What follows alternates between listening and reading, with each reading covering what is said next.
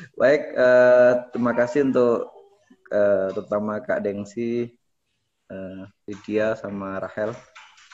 Saya mewakili mungkin dari kampus Depok.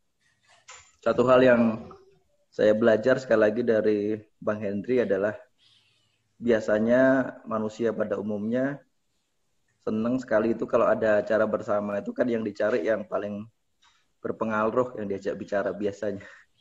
Kesan saya selalu begitu. Orang-orang biasanya kalau ngobrol itu kan eh, biasanya pengennya yang udah paling terkenal itu akan lebih atraktif untuk diajak ngobrol pengennya. Misalnya contoh kayak kalau ada Pak Jerry Watt, semua orang pengennya ngobrol sama Pak Jerry Watt, misalkan. Itu hal yang umum. Suatu hari ketika saya pertama kali datang ke Jakarta, saya baru lulus dari Bandung dan saya tidak kenal siapa-siapa. Tidak tahu diajak Mas Tia acara Jakarta. Saya merasa asing waktu itu di acara itu karena nggak banyak yang kenal. Tiba-tiba ada satu pribadi yang menyapa saya, halo, apa kabar? Dan buat saya itu sesuatu yang layak untuk saya tiru juga. Karena biasanya di acara umum biasanya saya pengennya ngobrol sama orang berpengaruh atau orang yang dekat dengan saya. Tapi ini ada orang baru yang menyapa, mendatangi dan mengajak bicara dan serius menanyakan apa yang sedang saya lakukan dan apa yang sedang menjadi pekerjaan saya itu memiliki kesan yang dalam buat saya.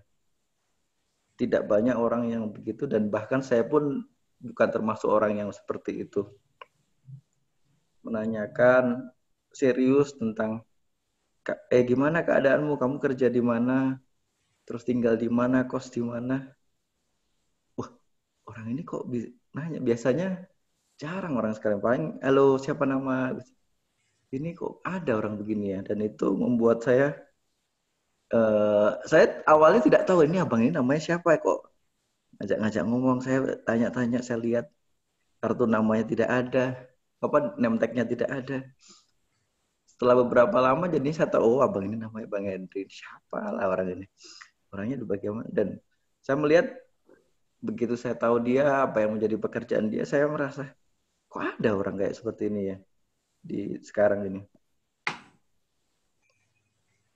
Dan itu membuat saya juga berpikir bahwa saya mestinya juga memperhatikan orang-orang yang mungkin tidak diperhatikan orang lain. Dan itu hal seperti itu menjadi sangat menyentuh hati.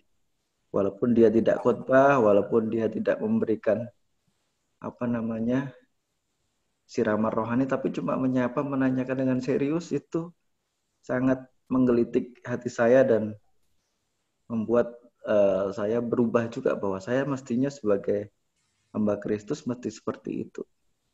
Memperhatikan orang-orang yang mungkin tidak terperhatikan dan keluar dari zona nyaman untuk menyapa lebih dahulu dan secara serius menanyakan. Pikiran saya sih, apalah untungnya begitu nanya-nanya saya siapa ini. Tapi ya saya merasa itulah yang menjadi teladan dan mesti saya juga lakukan. Memperhatikan orang-orang yang mungkin dianggap di dunia ini tidak terperhatikan.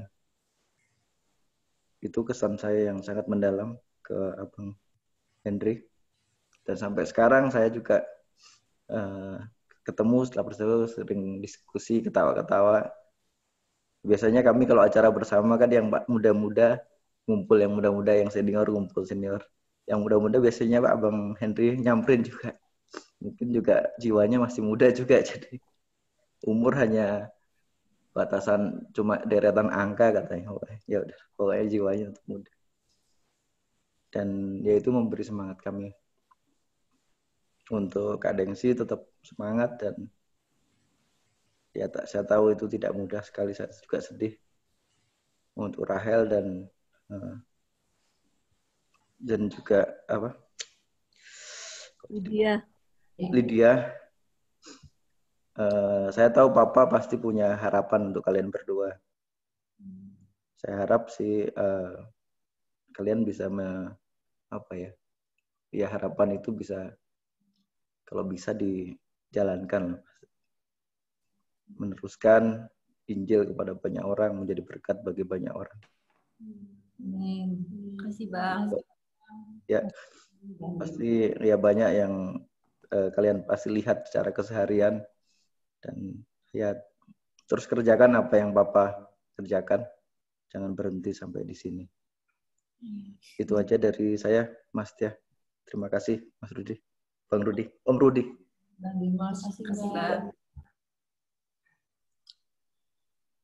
Ada lagi teman